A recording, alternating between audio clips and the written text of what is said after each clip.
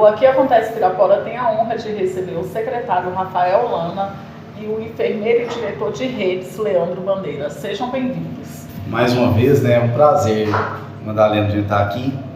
E hoje eu estou na companhia de um grande amigo, um irmão que eu tenho, e um profissional que eu admiro o trabalho.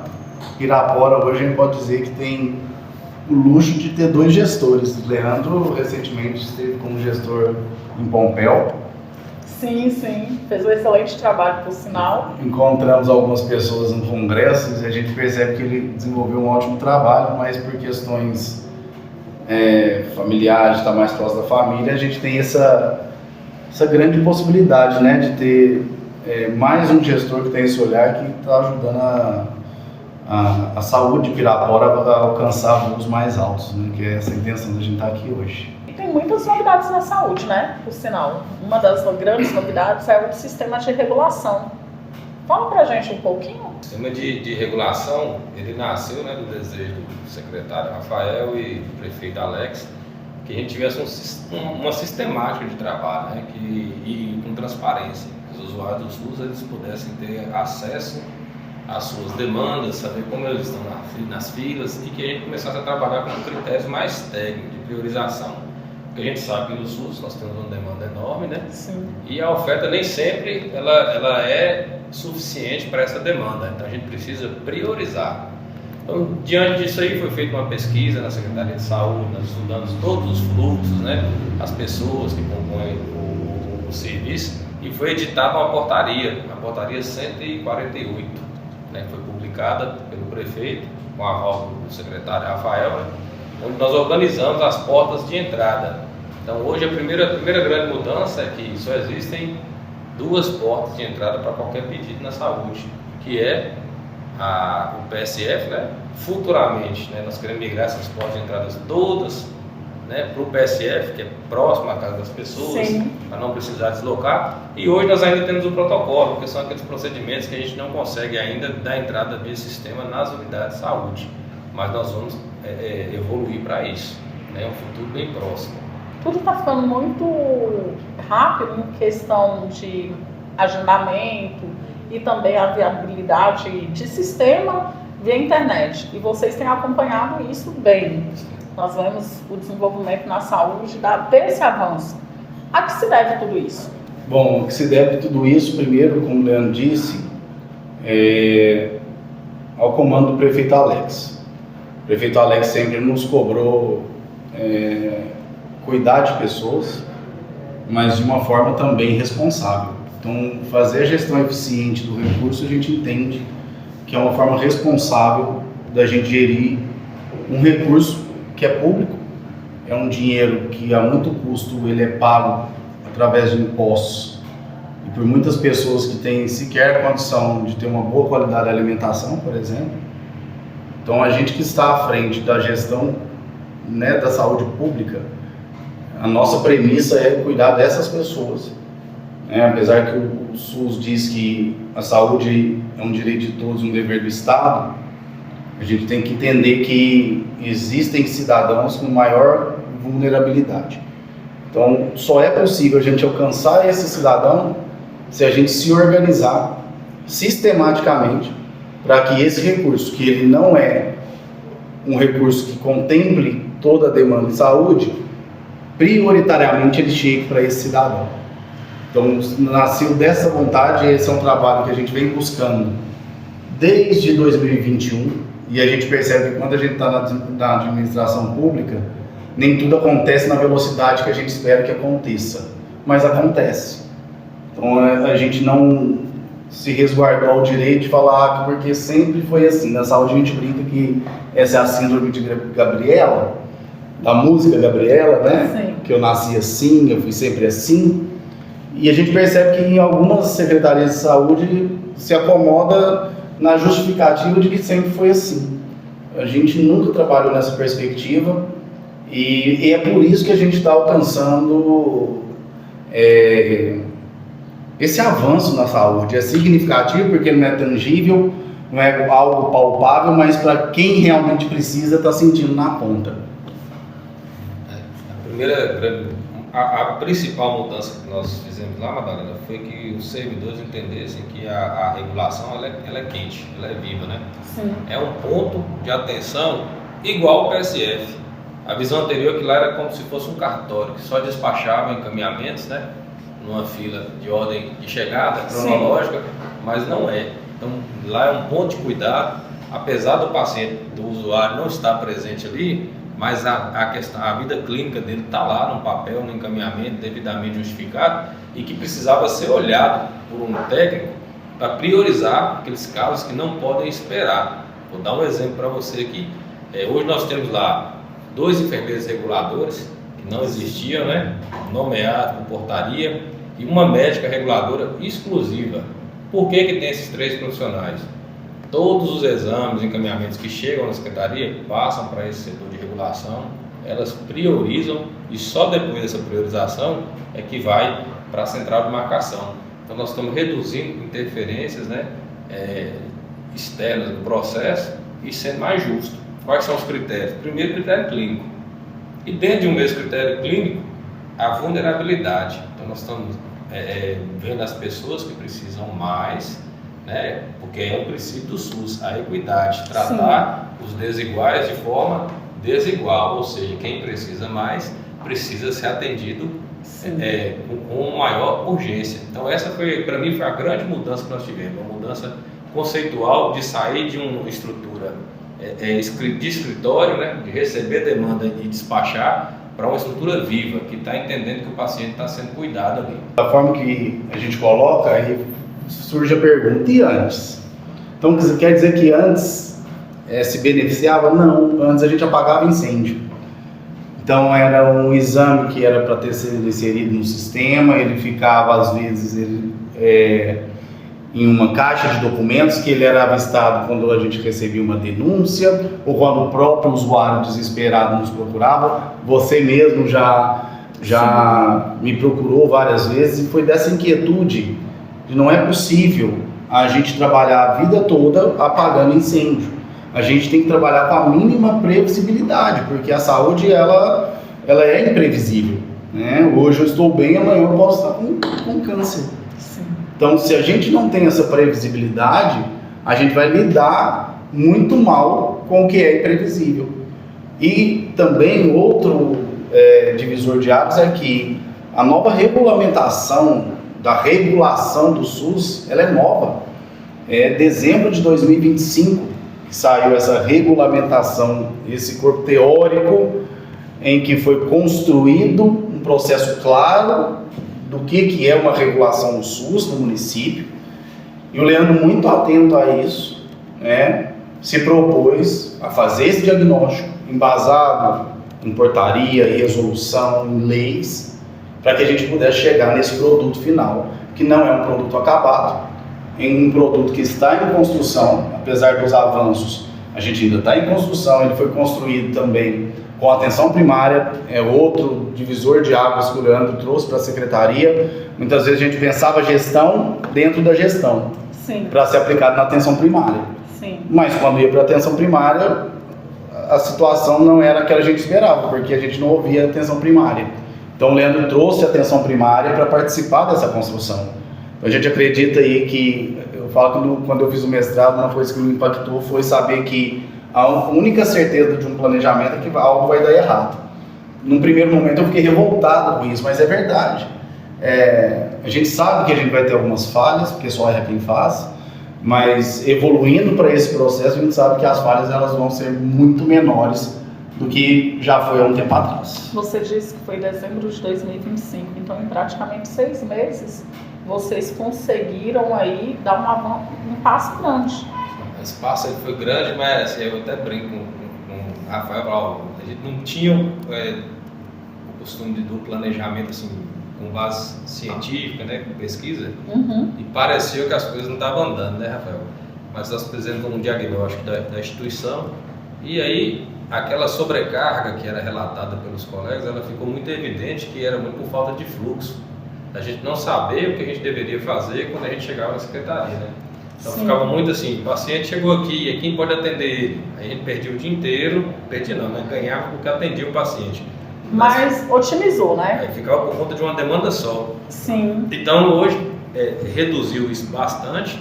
Nós conseguimos a primeira etapa, que foi dar fluxo. Então onde que a demanda entra e onde que ela termina. Então hoje esse fluxo ele é bem claro, ele já está acontecendo. Deixa eu dar uma ideia, a oftalmologia, por exemplo, nós conseguimos a fila nossa de OCI, praticamente está zerada. Esse mês eu tenho 120 vagas para catarata, só tem 90 pacientes por ano.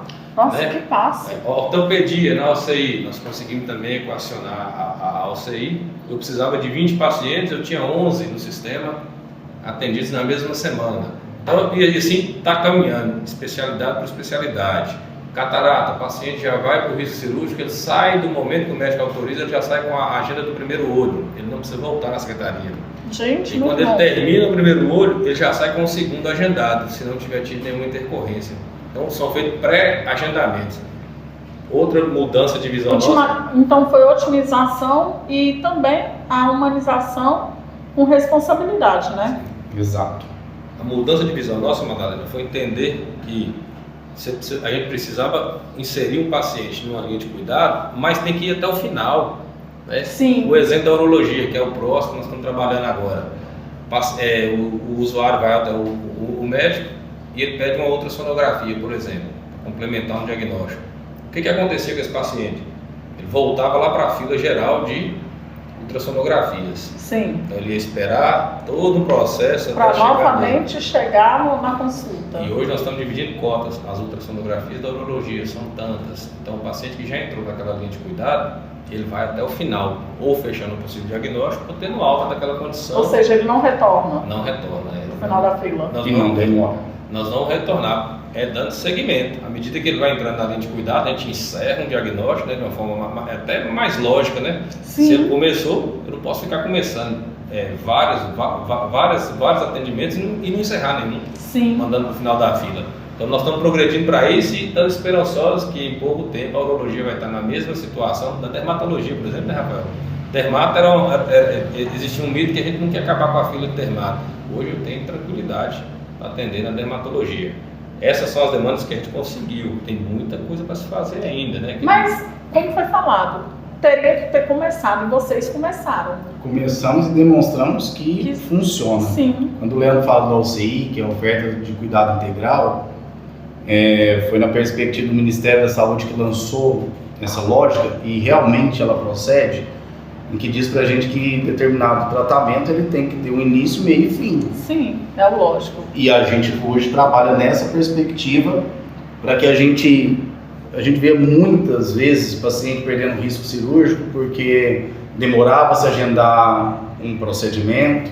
Na perspectiva da OCI isso não acontece, porque ele tem prazo para acontecer e a secretaria tem se capacitado nessa perspectiva. Destacando que também isso se deve não somente ao prefeito e ao secretário, mas à equipe escolhida pelo secretário, que foi capacitada para isso, né, gente? Exatamente. Eu digo que nós temos profissionais extremamente capacitados, mas ainda assim, eu falei, né, até no evento que teve na Câmara recentemente, que a gente esquece da pandemia, mas são profissionais de saúde que desde a pandemia não tiveram um minuto de sossego, porque nós passamos por uma pandemia enquanto a educação e outros setores estavam parados, estou dizendo os profissionais. Sim. Os profissionais de saúde estavam cada vez mais sobrecarregados. E na pandemia foi gerando uma demanda reprimida de eletivas. Acabou a pandemia, a gente precisa dar conta das eletivas.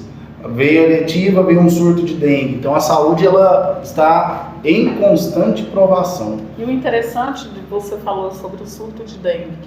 Todos os anos acontecem outros surtos e a saúde ela nunca para. Nunca para, nunca para. Então eu falo que estar à frente da gestão de Pirapora hoje facilita pelos profissionais que a gente tem, porque nenhuma ideia que é eficiente, ela vai acontecer sem um envolvimento profissional. Sim. E eu posso falar com propriedade que há 6 anos à frente da pasta, a gente tem um dos melhores quadros de profissionais do norte de Minas.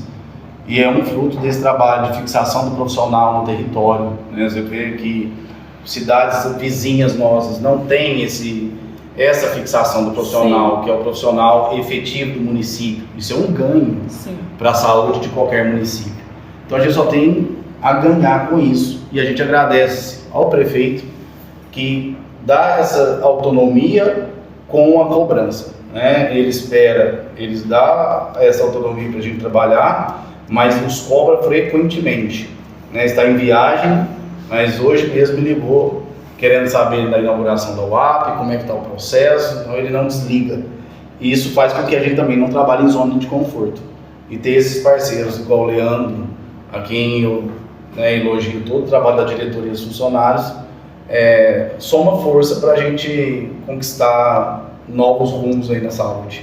Você falou sobre a inauguração da UAP. Quando será? Nós dissemos para o prefeito que nós estaremos prontos a partir do dia 1º, como nos foi delegado. Então a UAP ela está pronta para a inauguração a partir do dia 1º. Devido à quantidade de entregas que vai ter durante o mês de junho, que eu acho que foi uma decisão muito acertada do prefeito Alex, do vice Mauricinho, não daria para a gente fazer tudo no dia 1º. Eu acredito que a UAP ela mereça um dia exclusivo, porque não é só a inauguração de um prédio, mas como a gente disse, né, é a inauguração de um novo ciclo para a saúde. Então a UAP ela não vai ser mais aquele prédio que funcionava antigamente, já foi considerada uma unidade básica, né? Sim. A gente teve um desafio muito grande para desconstruir isso. A vocação da UAP não é a atenção básica. Também não vai ser simplesmente atender as especialidades, mas ela vai trabalhar com essa perspectiva, né, do cuidado integral, e ela vai ser implantada por etapas. Então, a gente acredita que na segunda ou terceira etapa, a UAP, que a gente conhece hoje, ela vai se tornar uma unidade intermediária, que é a grande, eu digo que é um dos gargalos que a gente tem hoje entre atenção primária e hospital. A gente percebe que o atendimento hospitalar de ficha verde poderia ser absorvido na nossa rede de atenção.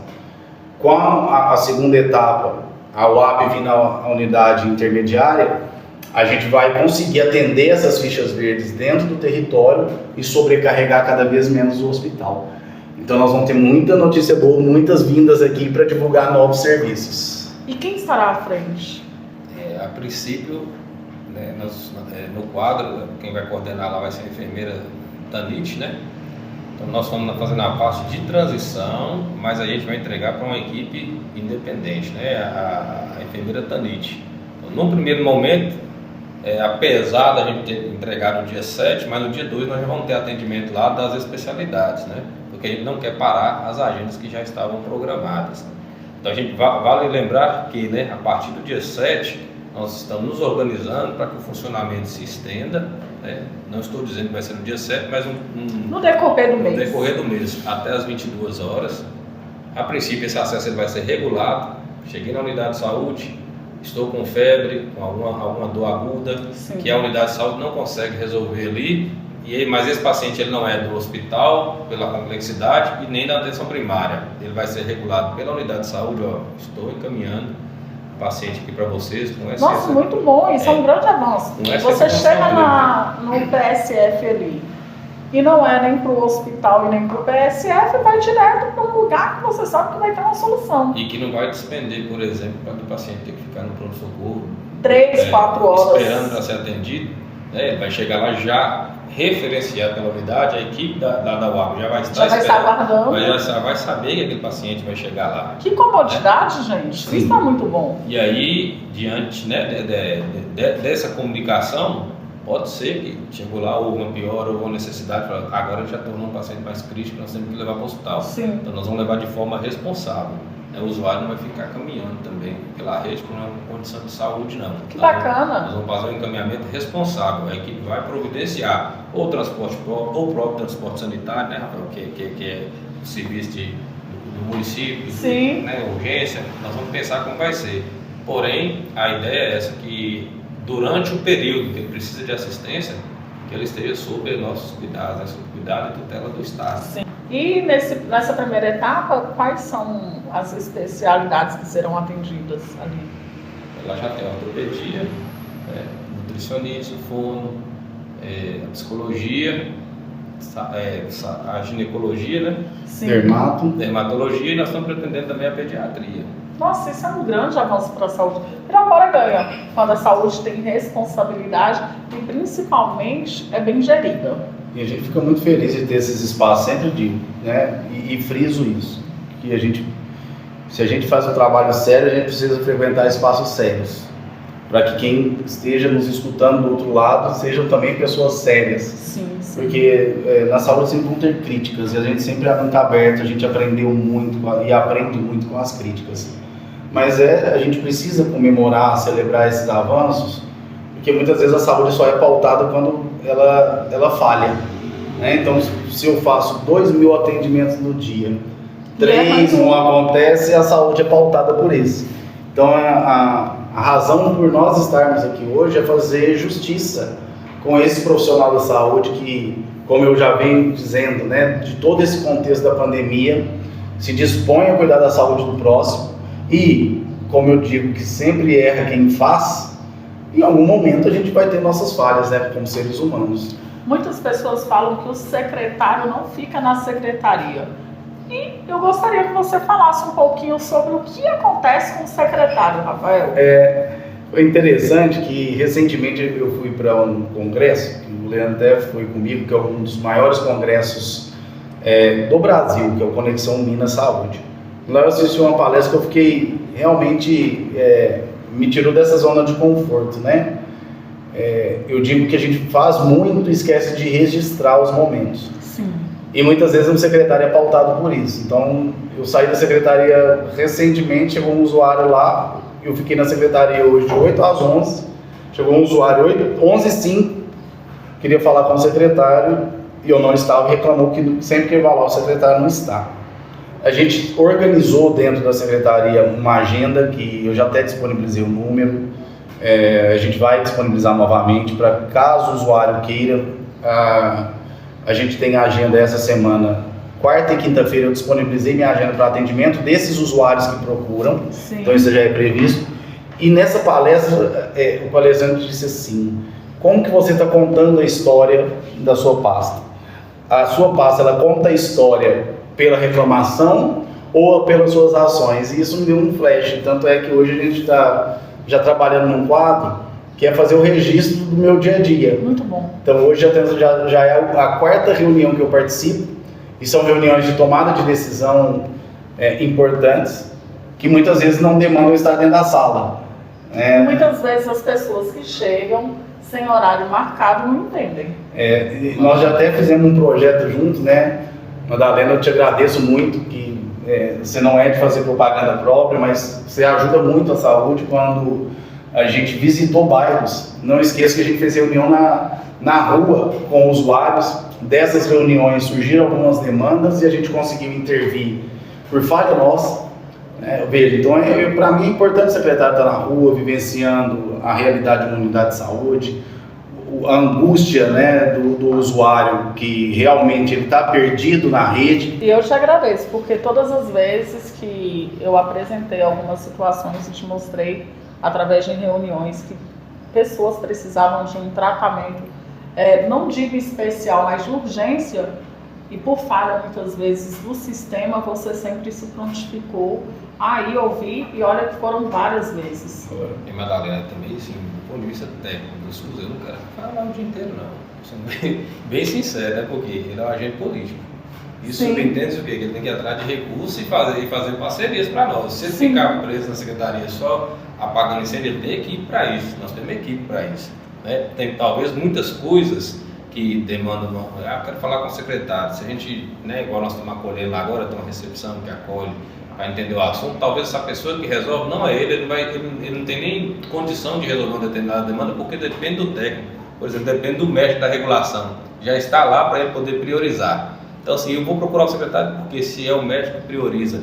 Então, eu nem quero. Você fala assim, vou ficar de 7 da manhã às 5 da tarde aqui. Eu falo, não, pelo amor de Deus, vai para a rua procurar recursos, porque nós estamos precisando de recursos, né, para poder... Verdade. Mas a população precisa também ver esse outro lado, porque o secretário, ele fala muito técnico, né? Ele fala de muita técnica, de planejamento e tudo, mas a natureza da função dele é agente político, né? E nós tivemos a sorte de ter um secretário que é técnico. Sim. Então ele faz as duas coisas. e tem que saber como que ele vai fazer, transitar entre esses dois mundos. O mundo da política é o de conversar, né? No começo mesmo ele fala assim, eu vou conversar com o deputado, nada não, vou conversar, mas tem que ir, né? Aí ele aprendeu, hoje ele vai, entendeu assim, entendeu, né? Que é importante. A importância, entendeu, né? Que é importante, ele vai, conversa, busca recursos para nós, e nós ficamos aqui só agradecendo, chegou dinheiro para comprar cirurgia, que bom, mas se ele tivesse trancado lá dentro da secretaria, nem demanda de apagar incêndio, a gente ia perder. Teve um exemplo do 31 de dezembro, você lembra disso? 31 de dezembro, o Ministério da Saúde fala, tem recurso aqui que os municípios não aderiram, vocês querem, mas tem que cadastrar hoje. Então, se ele não tivesse saído para viajar, para conhecer as pessoas que mandam essa demanda, a gente ia ser preterido, ia procurar quem tinha relacionamento. Né? Como ele tem relacionamento no nível central, por isso que é importante. Com o Ministério, a gente acaba tendo esse caminho. Né? Então, eu acho que esse fato de ter que estar lá o dia inteiro, não. Agora tem que ter sim um atendimento ao usuário. Por isso que é importante a capacitação e a humanização que já tem sido feita através da regulação. Exatamente. Porque só assim avança. Sim. Porque o secretário ele precisa, como agente político e também como técnico, cuidar e tem a equipe preparada, né, e humanizada, porque muito se fala de humanização, mas muitas vezes também as pessoas não estão preparadas para receber o problema do outro. Exatamente. Eu só quero deixar claro assim, a volta tem que atender o usuário, sim. Né? Sim, ele tem que ir no supermercado, alguém tem que parar ele lá mesmo. Fala assim, secretário, esse negócio ele tem que parar porque a função dele é essa. Mas assim, nós temos que saber que eu preciso dele também, buscando recursos para minha regulação trabalhar. Porque se eu não tiver dinheiro para trabalhar, como que eu vou trabalhar? Sim. Fala pra gente, Rafael, a equipe ela tem sido bem alinhada mediante aí a todas as tratativas que você tem feito, a toda a capacitação, mas em questão de humanização, você falou sobre saúde mental dos funcionários, falou sobre saúde física também. Quais são os projetos em relação a isso? Uma ideia, até o Leandro estando do lado enquanto gestor, ele teve essa visão, trouxe essa ideia para a gente e imediatamente eu comprei essa ideia. Como eu disse, a gente tem que perceber que o profissional de saúde ele vem sobrecarregado, né, desde a pandemia. Sim. E já vinha antes. A população ela também é impaciente, mais intransigente.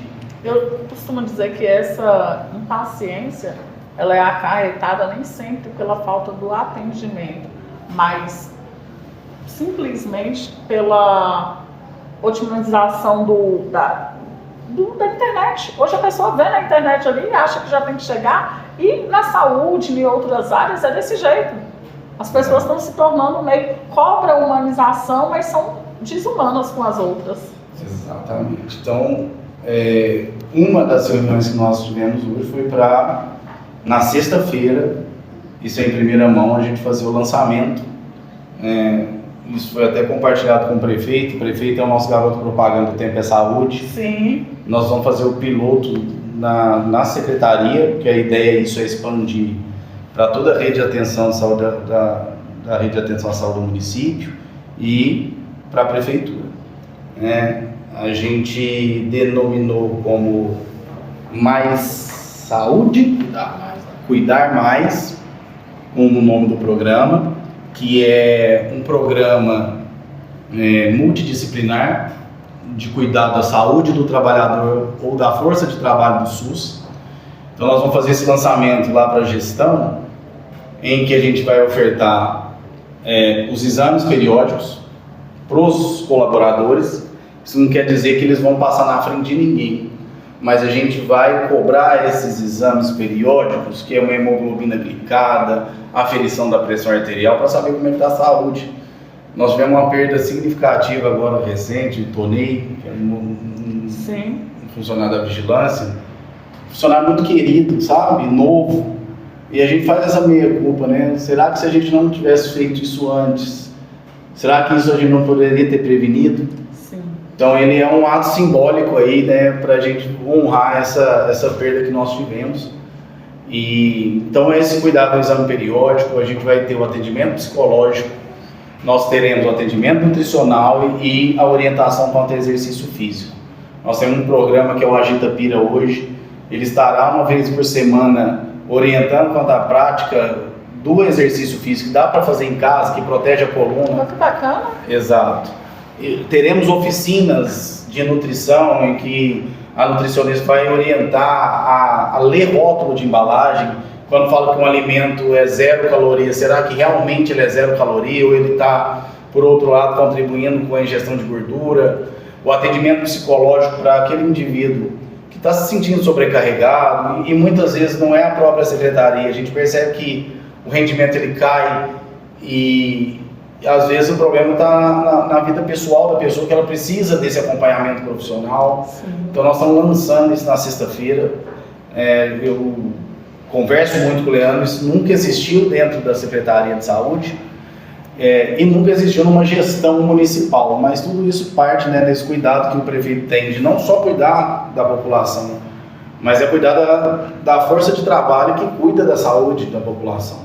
Então a gente está muito feliz, porque eu acho que era uma dívida que a gente tinha com o próprio colaborador, né? A gente cobra muito, eu sou de cobrar muito da equipe, parece que eu nunca estou satisfeito.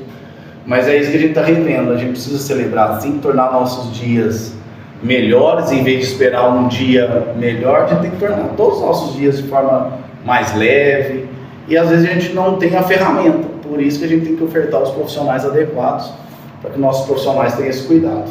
Madalena, eu só queria voltar um pouquinho aqui, que nós esquecemos de falar, né? Esse modelo da UAP aqui, ele foi construído com os médicos e enfermeiros da atenção primária, né? Nós perguntamos o que falta para melhorar a atuação suas. Então foi uma sugestão deles, né? Tanto dos próprios funcionários. O projeto foi escrito, né? Assim, até foi liderado pela doutora Sâmia, né? Que é uma parceira mesmo, tem ajudado demais. Ela construiu a forma a filosofia do serviço, os critérios de encaminhamento, quais as medicações, quem serão esses pacientes, e foi submetido aos médicos da atenção primária para eles apresentarem para a gente ver se era viável. Afinal, isso aqui é viável. É só para reforçar o que a Rafael falou. Então a gente está escutando quem faz o trabalho, né? Executa o serviço. Onde que são os gargalos, para a gente poder não simplesmente implantar um serviço sem ter impacto nenhum na saúde da população e também no fluxo do trabalho, né? Só queria que nós esquecemos de abordar essa questão. Quando eu disse que a atenção primária participou de todo o processo de regulação, isso foi uma importante participação, né, na construção do fluxo da UAP. Ou seja, para dar errado não tem como, porque foram vocês, juntamente com eles, que fizeram tudo acontecer. Se der, vai ser pouca coisa.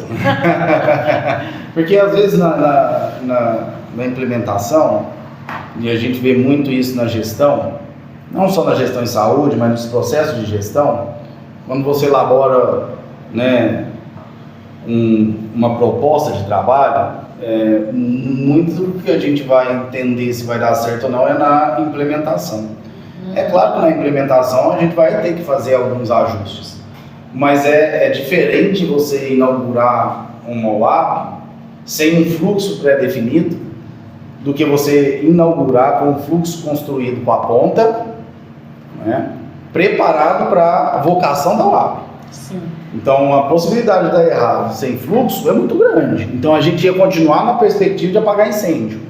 Agora não, a gente vai continuar na perspectiva de um planejamento eficiente, corrigindo os pequenos exatamente, corrigindo aquilo que for necessário e o que a gente não previu. Sim. Porque vão ter situações que a gente não conseguiu prever, que só vão acontecer na execução mesmo desse processo. Eu quero agradecer vocês pela participação, deixar em espaço aí para vocês fazerem as considerações finais.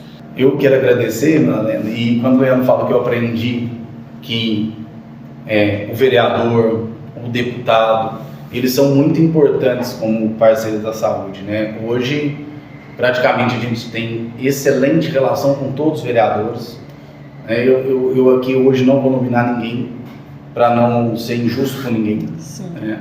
Eu quero agradecer ao deputado Arley, para você ter uma ideia, né, de todos os feitos, e eu faço questão de falar porque eu acho que a gente tem que ter verdade no que a gente fala. Com relação ao deputado Arley, eu tenho muita gratidão, porque ele também nos obriga a sair da zona de conforto, junto com o Thiago, foi um grande parceiro. é um grande parceiro para a conquista da oncologia. A gente nunca pode deixar de celebrar isso. Sim. Recentemente já estamos com um projeto arquitetônico aprovado e aprovado pelo Estado o financiamento da nova hemodiálise, Isso é um grande passo. 4 milhões de reais. O doutor Arley, através da sua assessoria, nos provocou, me provocou aí atrás do posto de coleta.